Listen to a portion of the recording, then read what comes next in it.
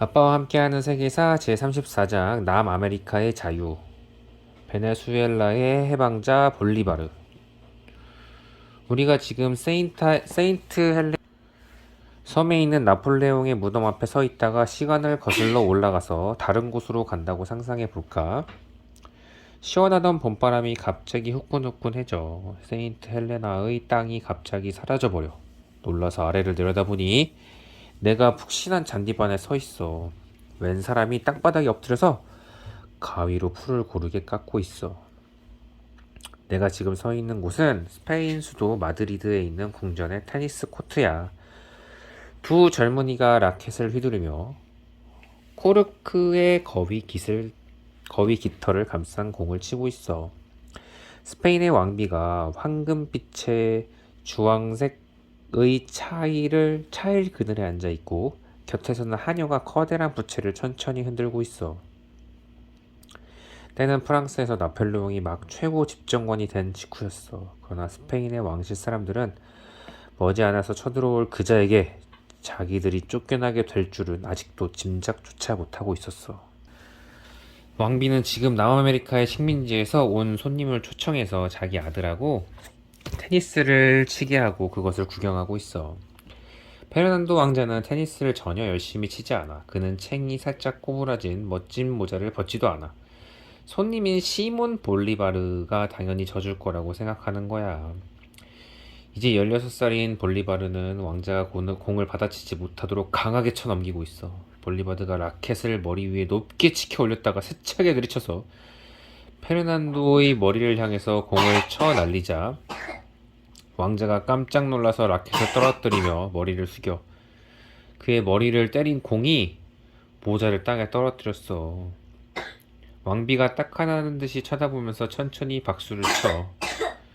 벌떡 몸을 일으킨 페르난도는 얼굴이 시뻘겋게 달아올랐어. 몹시 화가 났어. 왕자가 시근덕거리며 볼리바르에게 소리를 질러. 너 지금 뭐 하는 거야? 당장 사과해. 볼리바르가 대꾸해. 왜요? 내가 뭘 잘못했는데요? 페르난도가 꽥 고함을 쳐. 내가 감히 나를 이겨? 이 크레올 자식! 왕자는 땅에 떨어진 모자를 덥석 집어가지고 나가버려. 볼리바르는 혼자 한참 동안 테니스 코트에 멍하니 서 있어. 그의 가족은 스페인의 남아메리카의 식민지 베네수엘라에서 넓은 땅을 갖고 있어. 그는 지금 조상의 나라를 구경하려고 스페인에 와 있는 중이야. 그는 잘 교육받았고 싸움을 잘하고 말도 잘 타고 대단히 용감한 젊은이야. 그러나 볼리바르가 아무리 유능하고 강하다 하더라도 스페인에서는 절대로 군대의 장군이나 정부의 관리가 될 수 없었어. 그는 크레올이야. 남아메리카의 식민지에서 스페인 이주민들의 자식으로 태어난 사람을 크레올이라고 해. 스페인의 토막이로 태어난 반도인들만이 군대의 장관이나 정부의 관리가 될 자격이 있었어. 볼리바르가 태어난 베네수엘라의 크레올들은 오래전부터 스페인에 대한 강한 불만을 품모았어. 마드리드에서 볼리바르가 왕자와 테니스를 쳤던 그때로부터 바로 얼마 후에 프란시스코 데 미란다라는 이름의 크레올이 다른 크레올들을 모아서 베네수엘라에서 스페인 총독과 병사들을 쫓아내려고 일어섰어. 그러나 반란은 싱겁게 실패로 끝났고 미란다는 런던으로 달아나야 했단다. 그 무렵 볼리바르는 벌써 여러 해째 유럽을 여행하고 있었어. 그는 존 로크를 비롯한 계몽주의 사상가들의 책을 읽었고 프랑스와 미국의 혁명에 관해서 많은 사실들을 알게 되었어. 볼리바르는 이 세상에서 본국의 권력을 엎어버리고 독립해서 별개의 국가가 된 식민지들이 덜어 있다는 것을 알게 되었어.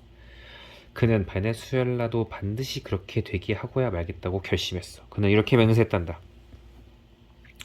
조사님들께서 섬기셨던 신 앞에 맹세하노니 나는 우리를 억압하고 있던 쇠사슬을 끊어버리기 전에는 절대로 편히 쉬지 않을 것이다. 베네수엘라를 돌아본 볼리바르의 머릿속에는 이미 구체적인 계획이 서 있었어. 어느 날 그는 총독의 초대를 받고 파티로 갔어. 총독이 술잔을 들고 손님들을 찾아다니며 건배를 했어. 스페인 국왕의 무병 장수를 위해서 한 잔 쭉 마시자는 것이었지. 이윽고 총독이 볼리바드 앞에 와서 건배를 하자고 했어. 볼리바드가 일어서서 잔을 치켜들고 이렇게 말했어. 먼저 스페인의 국왕을 위해서 잔을 들겠습니다. 그리고 남아메리카의 자유를 위해서 다시 한번 더욱 높이 잔을 들겠습니다. 오래지 않아서 볼리버르가 고대하던 기회가 왔어. 나폴레옹이 스페인으로 진격해서 페르난도 왕자와 그의 왕실 일가를 내쫓고 형인 조제프에게 통치를 맡겼어.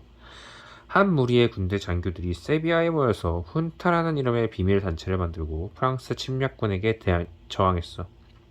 스페인 땅이 온통 싸움터가 되었단다. 남아메리카의 크레올들은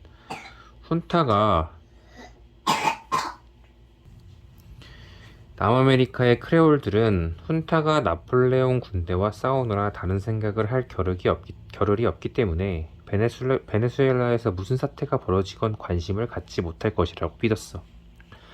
볼리바르의 강력한 뜻에 크게 힘을 얻은 크레올들은 무기를 들고 수도인 카라카스로 몰려가서 스페인 통독을 몰아내고 이제부터 베네수엘라는 자유의 나라가 되었다고 선언했어. 볼리바르는 애국자 군대라고 불린 그 반란군의 대령이 되었고 런던으로 도망친 미란다가 돌아와서 총사령관이 되었어. 남아메리카의 독립전쟁이 바야흐로 시작된 것이야. 저 멀리 남쪽에서는 아르헨티나가 이미 독립을 선언한 뒤였고 아르헨티나의 바로 북쪽에 있는 파라과이도 오래지 않아서 독립을 선언했어. 그러나 스페인 사람들은 아직도 베네수엘라를 포기할 생각이 전혀 없었단다. 스페인군의 한 연대가 나폴레옹 군대와의 전투에서 떨어져 나와서 배를 타고 서쪽으로 대서양을 건너갔어. 그들은 베네수엘라의 가장 큰 항구에 도착해서 전투 준비를 갖추었어.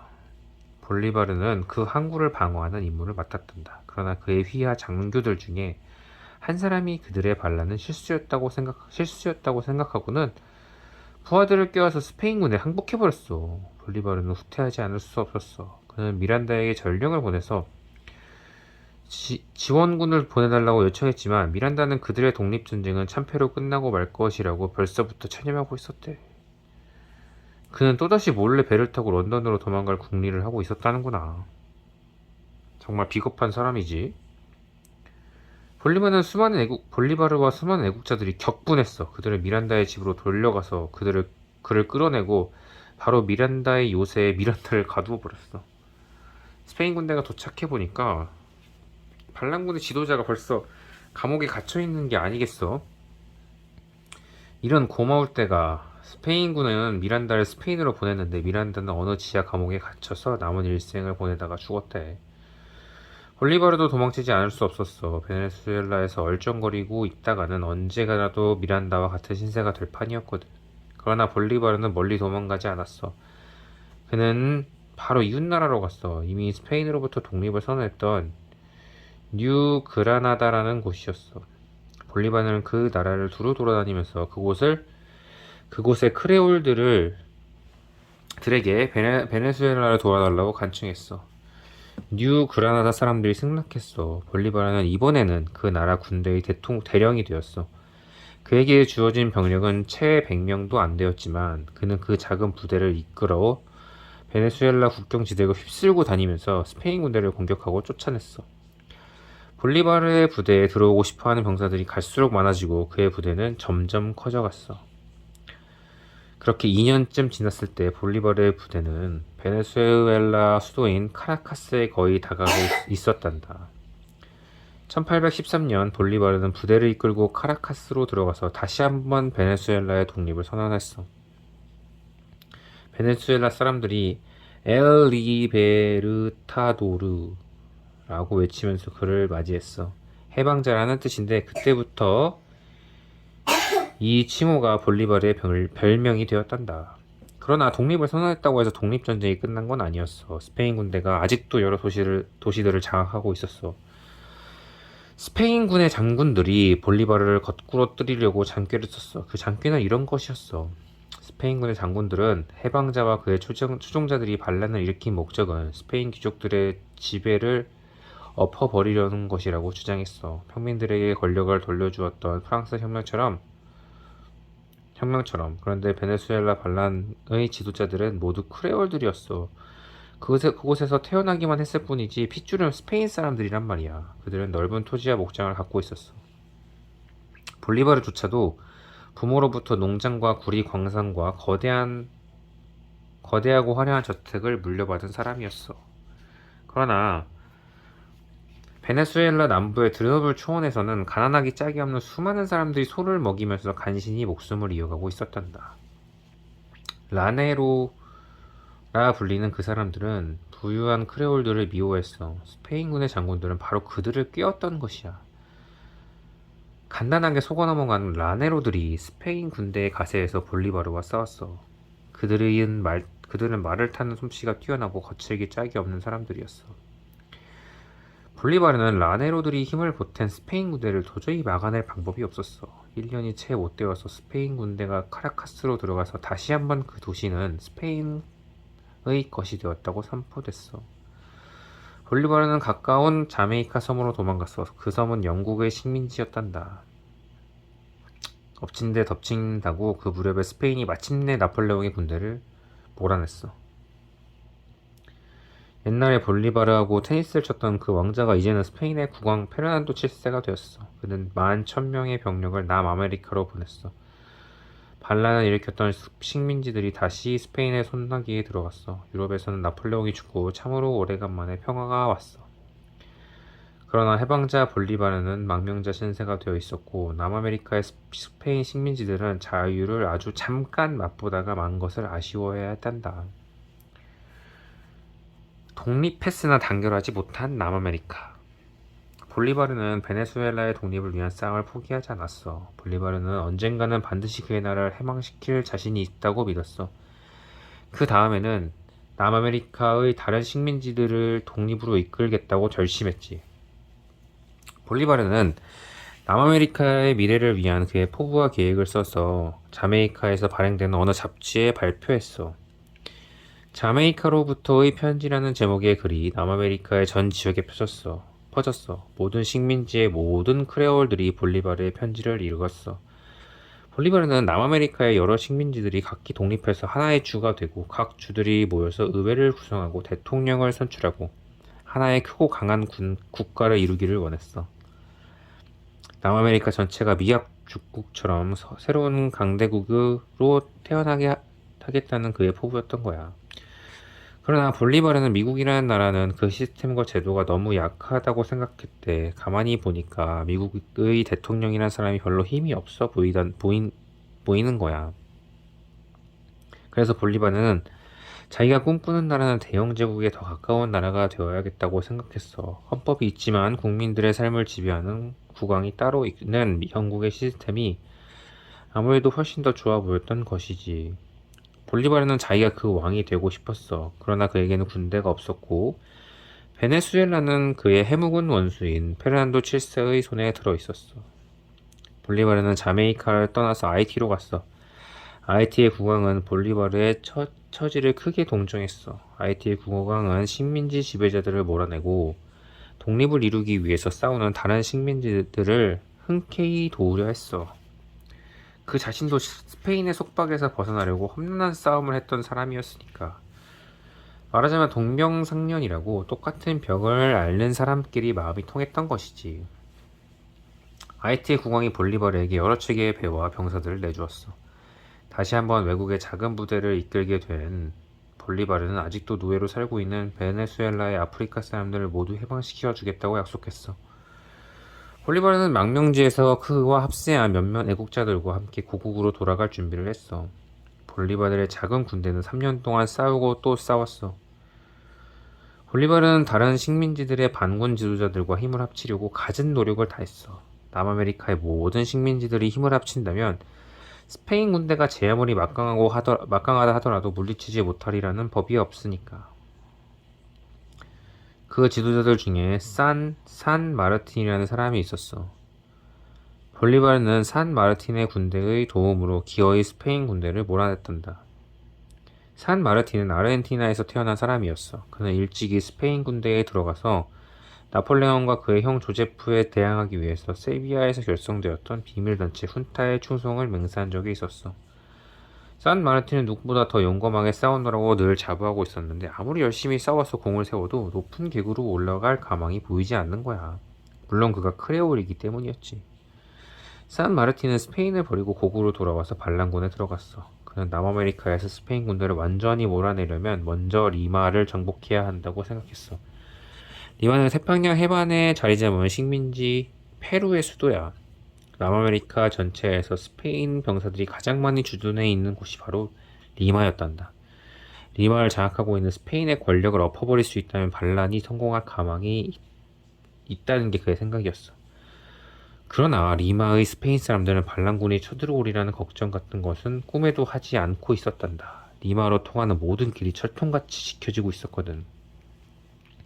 설령 반란군의 어느 부대가 공격해온다 하더라도 리마의 성벽을 보기도 전에 반란군 전체가 박살날 버릴 만큼 준비가 튼튼했단 말이지. 산 마르틴도 그걸 모를 리가 없었어. 그래서 그는 배를 타고 리마에 가겠다고 작정했어. 반란군을 배에 태우고 리마 근처의 태평양 해안에 상륙한 다음에 스페인 군대를 몰아낸다는 계획이었지. 태평양까지는 어떻게 가지? 산 마르틴은 누가 보아도 무모하게 짝이 없는 생각을 하고 있었어. 안데스 산맥을 넘어갈 작정이었던 것이야.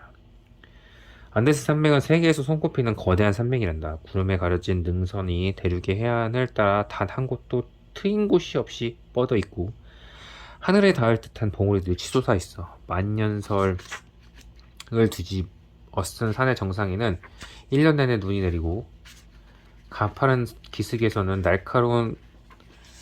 날카로운 칼날같이 살을 애는 바람이 몰아쳐. 군대를 이끌고 안데스 산맥을 넘어간다는 것은 정말 상상도 할 수 없는 일이었어. 그러나 산 마르틴 기어이 부대를 이끌고 산맥을 넘었어. 얼어붙은 비탈을 오르고 발 디딜 없는 땅을 지나서 해안까지 가는데 한 달이나 걸렸어. 그런 엄청난 일이 있었던 줄을 나중에 안 다른 부대의 사령관들은 고개를 절레절레 흔들면서 이렇게 감탄했대. 그런 짓을 할 수 있는 자는 나폴레옹밖에 없는 줄 알았어. 해병에 도착한 산 마르틴은 배를 구해 보았지만 이곳저곳이 깨져서 물이 줄줄 새는 짐을 싣는 배들밖에 없었어. 그러나 어쩌겠어. 거기까지 갔는데. 그는 물이 줄줄 새는 배에 병사들을 태웠어. 그리고 리마에서 가장 가까운 해안에 상륙해서 진격했어. 그는 몇 달 동안 리마를 포위하고 있었어. 마침내 리마의 스페인 군대가 포기하고 페루의 산악지대로 후퇴했어. 산 마르틴은 이제 페루가 해방되었다고 선언했단다. 그러나 볼리바르는 남쪽으로부터 공격을 받을 걱정을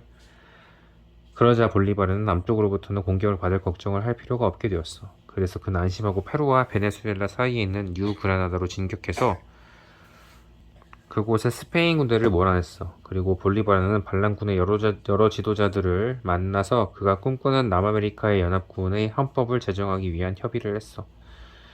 그들은 콜롬비아 공화국이라는 이름을 갖게 될 그 연합국이 뉴그라나다, 베네수엘라, 키토 등 세 개의 주로 이루어질 것이라고 합의했단다. 키토는 아직 스페인 손에 있었지만 산 마르틴은 볼리바르의 계획이 성사되도록 기꺼이 도울 작정이었어. 산 마르틴은 볼리바르에게 그의 부대의 일부를 빌려주었고 그 덕분에 키토도 곧 해방되었어. 반란군은 남아메리카의 거의 전 지역에서 스페인 군대를 털어내었어. 담요에 묻은 검불을 털어내듯이. 볼리바르는 콜롬비아 공화국의 통치자가 되었고 산 마르틴은 페루의 집정관이 되었어. 그러나 남아메리카 전체를 연합해서 하나의 강대국으로 만들려던 볼리바르의 꿈은 끝내 이루어지지 않았단다. 새로이 독립한 여러 나라들이 한 사람의 대통령의 통치를 받게 되는 것을 거부했기 때문이야. 그동안 독립을 위해서 싸웠던 반란군의 지도자들은 볼리바르가 이제는 권력이 눈에 멀어버린 것 같다고 생각했어. 볼리바르는 이따금 정말로 자기가 나폴레옹이가 된 것처럼 행동했어. 자기의 제국을 만들려고 하는 것 같았단 말이야. 그는 심지어 페루의 어느 항구를 공격해서 빼앗았어. 산 마르틴이 가만히 있을 리 있었겠어? 산 마르틴은 페루 사람들이 존경과 믿음을 얻어내려고 갖은 애를 쓰고 있었어. 페루 사람들은 산 마르틴이 아르헨티나 출신의 크레올들만을 중요한 자리에 앉히는 걸 보고는 몹시 격분해 있었어. 또 페루의 산악지대에는 아직 스페인 병사들이 남아 있는데도 산 마르틴이 모른 척만 한다는 것에 대해서 불만이 이만저만이 아니었어. 그런 저런 이유에서 산 마르틴은 자기가 대단히 강력하고 훌륭한 지도자라는 것을 증명할 기회가 오기를 고대하고 있었단다. 그러던 참에 볼리바르가 페루의 항구를 빼앗았던 거야. 자, 그렇다면 볼리바르로부터 그 항구를 되찾는다면 페루 사람들은 산 마르틴이 저 위대한 해방자의 조금도 뒤지지 않는 위대한 인물이라고 생각해주지 않을까? 산 마르틴은 볼리바르를 만나서 그 항구 문제를 따지려고 콜롬비아 공화국으로 갔어. 그런데 그 만남에서 볼리바르가 그의 옛 동지 산 마르틴에게 무슨 말을 했는지 아는 사람은 아무도 없대. 아무도 모르게 단 둘만이 만났기 때문이야. 하여간에 파리로 돌아온 산 마르틴은 빼앗긴 그 항구를 되찾아 가지고 왔노라고 말하지 못했어. 일이 어떻게 되었느냐고 측근들이 묻자 그는 그저 이렇게만 말했대. 해방자는 지금까지 우리가 생각했던 사람과는 영 딴판이던걸. 그리고 한 달 후에 산 마르틴은 물러났어. 그는 친한 친구들에게 남아메리카의 식민지들은 아직 해방된 게 아니라고 말했대. 하긴 그의 말은 틀린 게 아니었어. 독립의 허울만 갖춘 나라들이 이제는 자기들 안에서 싸우고 있었어. 크레올들은 스페인 정복자들이 들이닥치기 이전부터 그 대륙에 살았던 원주민들을 인디언이라고 부르며 업신여겼어. 인디언들은 또 아프리카에서 팔려온 노예의 후손들과 늘 다투었어. 순수 혈통의 스페인 후손들과 인디언들이 메스티소라 불리는 인디언 혼혈이나 파르도라고 불리는 아프리카 혼혈들과 툭하면 싸웠어. 또 지주들과 군 장교들도 권세를 서로 차지하려고 싸웠는데 정신이 팔린 나머지 남아메리카를 정말 사람이 살기 좋은 곳으로 만들 능력을 가진 지도자들을 중심으로 단결해야겠다는 생각 같은 것은 염두에도 없었어. 산 마르틴은 이렇게 하소연했대. 자유를 위해서 24년이나 싸워왔으나 이젠 정말 지쳤어. 수많은 고생을 했지만 얻는 건 재앙뿐이야. 자유? 그건 마치 2살배기 아이한테 면도날이 가득 든 상자를 안겨줘 놓고는 무슨 사태가 벌어질 것인지 지켜보는 것이나 마찬가지라고나 할까? 오래지 않아서 볼리바르도 권력을 포기하지 않을 수 없게 되었단다. 독립을 얻기 위한 싸움을 이끌어왔던 볼리바르를 남아메리카의 수많은 사람들이 사랑했어. 그러나